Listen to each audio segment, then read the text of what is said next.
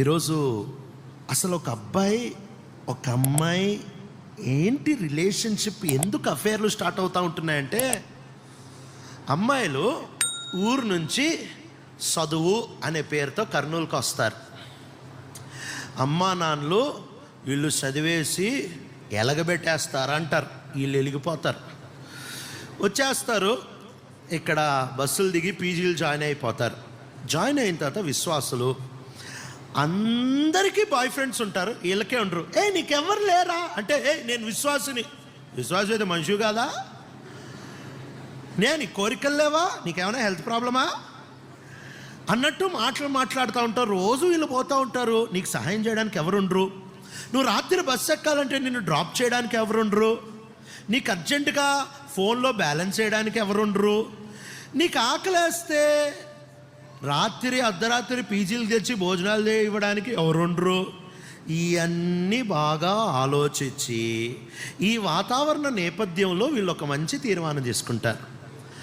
మనం గనక యెరూషలేంకి వచ్చే విశ్వాసిని అలా ప్రైజ్ లార్డ్ అన్నయ్య అని టచ్ చేస్తే మన పనులన్నీ అయిపోతాయని స్టార్ట్ అవుతుంది.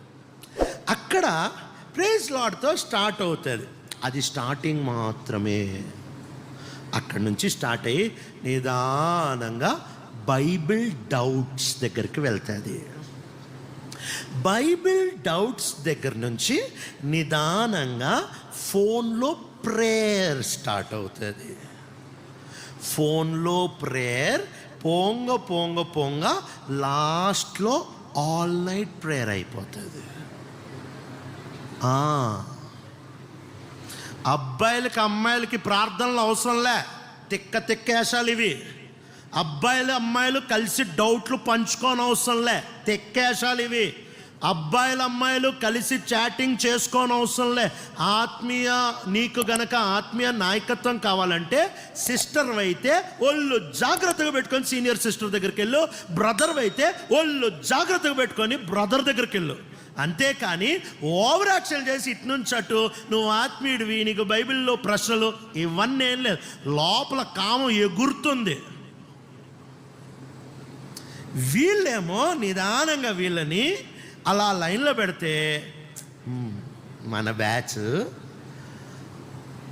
డైరీ మిల్క్లు ఇస్తాం,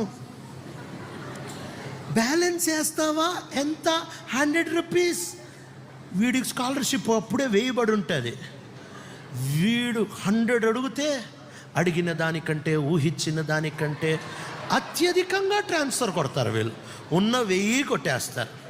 అర్ధరాత్రి వాళ్ళకి ఆకలేస్తా ఉంటే ఫోన్ కొట్టి తిన్నావా అంటే, నేను తిన్నాను, నువ్వంటే ఎక్కడా దొరకలే.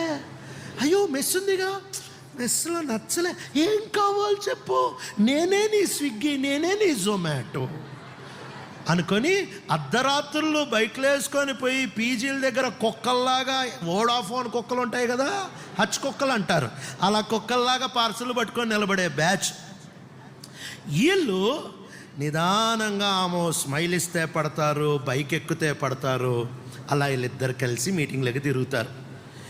అమ్మాయిలు ఏమనుకుంటారు తెలుసా, అరే మనకి ట్యాక్స్ లేకుండా అన్నీ దొరుకుతున్నాయి అనుకుంటారు. ఇక్కడ ఒక స్ట్రైట్ సత్యం చెప్పనా, దీంట్లో బక్కరా అంటే దీంట్లో బలి పశువు అమ్మాయే. ఎందుకు తెలుసా, ఒక అబ్బాయి మీకు ఇచ్చే ఒక చిన్న చాక్లెట్ నుంచి 1000 రూపాయలు ట్రాన్స్ఫర్ వెనకాల, నిన్ను మీ ఊరికి డ్రాప్ చేయడం వెనకాల, నీతో కలిసి ప్రార్థన చేయడం వెనకాల, వీట్లన్నిటి వెనకాల ఒకే కోరిక ఉంటుంది. ఏం కోరిక తెలుసా, ఏ రోజు ఒంటరిగా ఈమె నాకు దొరికితే వాడేసుకుందాం. ఇది తప్ప అబ్బాయిలకు ఇంకో కోరిక ఉండదు, గుర్తుపెట్టుకో. నీ కన్యకత్వం పోతే లైఫ్ లాంగ్ ఏడుస్తావు. పెళ్ళైన తర్వాత నెమ్మది ఉండదు, సమాధానం ఉండదు కుటుంబంలో, కలవరం, ఆ పాత జ్ఞాపకాలు పిండి చంపేస్తుంటాయి. చాలా జాగ్రత్త, చాలా జాగ్రత్త. నీ పరిస్థితి కూడా అంతే, చాలా జాగ్రత్త. దీన్ని స్టార్టింగ్లో కోయడం చాలా ఈజీ. అందుకే మనం చదివిన వచనము పౌలు తిమోతి అనే సేవకుడికి రాశాడు. సేవకుడికి ఏం రాశాడో తెలుసా? ఎఫెసు సంఘంలో సేవ చేస్తున్న ఒక సేవకుడికి రాసిన మాట ఏంటంటే, యవనేచ్ఛల నుంచి పారిపోని రాశాడు. సేవకుడికి కూడా ఎక్సెప్షన్ లేదు. బైబిల్ చెప్తా ఉంటే నువ్వెంత జాగ్రత్తగా ఉండాలి, ఇంకెంత అప్రమత్తంగా ఉండాలి.